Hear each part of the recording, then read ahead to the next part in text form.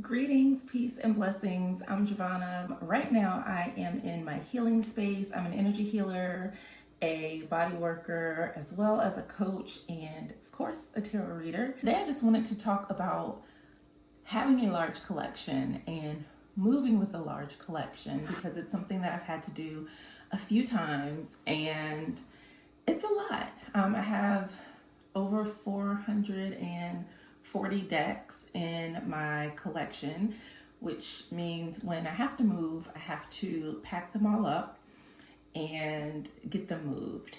Individually, it's really easy to move a deck, but when you have 20 plus decks in a box and they need to be carried or transported, it gets really heavy and it's cumbersome, but that is the price that I pay for something that I love. And so it's really hard. The first time? Yeah, the first time I had to pack my collection, it was in storage for a few years. And it really made me think about, one, being intentional about what I have, what I am purchasing, and like why I'm purchasing it. Because if they're just sitting there not being used, then like why do I have them? So that was something I kind of had to reconcile with and also like make peace with. Okay, what am I doing with so many cards? And it was also really hard not having that selection available to me. I think I kept maybe 20 decks with me the first time, and then I probably added 80 or something more. So by the time that I moved and put my whole collection back together, I had about 100 decks with me, which is insane. But this year I've been really good. I've been very intentional about the decks that I'm purchasing, ones that I feel like are really geared towards the types of readings that I would like to do, which a lot of my readings have been love-based. I've also done readings around money and like finances, goals, wellness, healing, manifestation, and I really want to dive deeper into doing dream readings. I do them for myself and would like to expand upon that, as well as readings around parenting, motherhood, fertility, and having fun exploring mysteries, paranormal things, supernatural things. So just like really broadening my reading palette and just bringing it all together in one place. So I would say it took maybe 10 to 12 boxes for my deck collection. I like to be very intentional. There are some like crystals in some of the boxes with the cards. And this time, because I knew that they weren't going to be stored away for too long, I think it was a bit of an easier pack and journey. Once I started packing up my decks, that is when the move became real for me.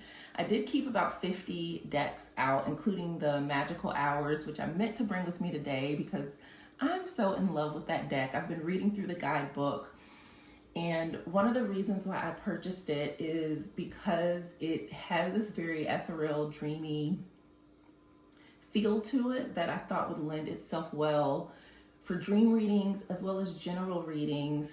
And I appreciated how the deck integrates nature, plants, animals, along with timing. And I think that will be a very beautiful deck to work with. So that is next. I put that one out specifically, so that one I have easy access to. And then I have the rest of my decks. Like I said, it's about 50 of them in a small like suitcase. And then I have a basket with some of my decks that didn't have boxes and just ones that I use a lot more frequently. So I feel pretty good. One of the things that because I've always wanted to live overseas, and one of the things that held me back a bit was the transportation of my decks, because they're very important to me. And it's funny because a lot of times, especially like my family, they'll be like, well, you need to sell these. Like, there's no reason why you have a lot.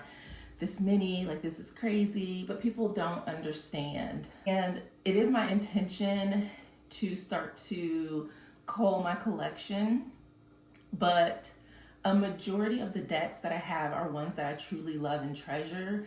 There's maybe, I'd say maybe about 20 or so that I would be like, this can go, that can go, or ones that were just like kind of impulse purchases just to get it, and I haven't really worked with it, or when I actually received the deck, it was just kind of like, I didn't necessarily need it, but it's nice to have and I could work with it.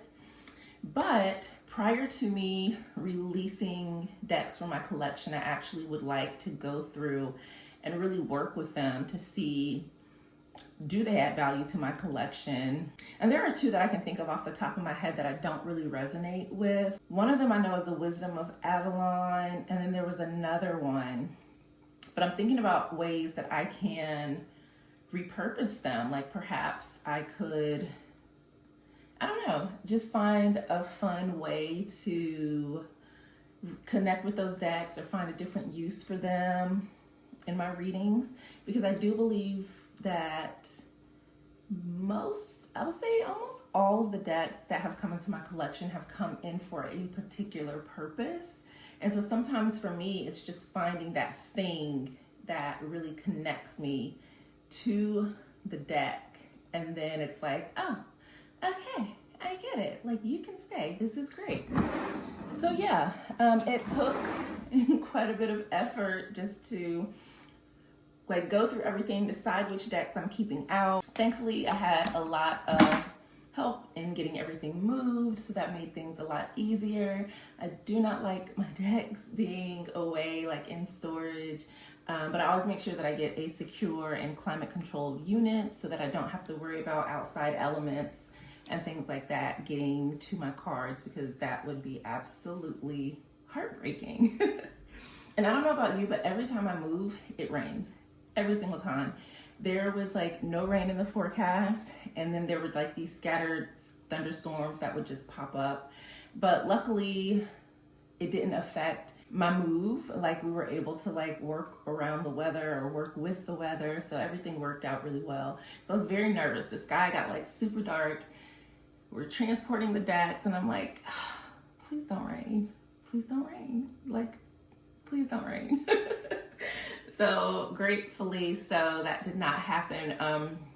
Because I didn't have like a covered truck to move things, and everything got moved, and it was really beautiful. And I just feel really good about it. I do like send Reiki energy and protective energy over my storage unit to like protect my things, make sure they're safe, and you know, just let my little things know that they are loved and missed. Moving is a lot, especially when there's a lot of changes already happening in my life. But sometimes I'm like, having a smaller collection would be more beneficial. And I often have thought about like, okay, in case of like a disaster, if there's flooding or a fire in my home, I can't grab all 400 decks, and I would be devastated if, you know, they were damaged. But of course, that it's not as important as my life or my safety or my family's safety or anything like that, but still it would be like heartbreaking. So I often think about like, you know, what are some ways that I can store my decks that would keep them safe. And I know there were some in a group that I was a part of. Some people stored them in like plastic tubs with wheels, or like if they were like really expensive or like out of print decks. I know a couple people that had like those fireproof containers or safes that they could put them in. So like thinking about things like that is important to me.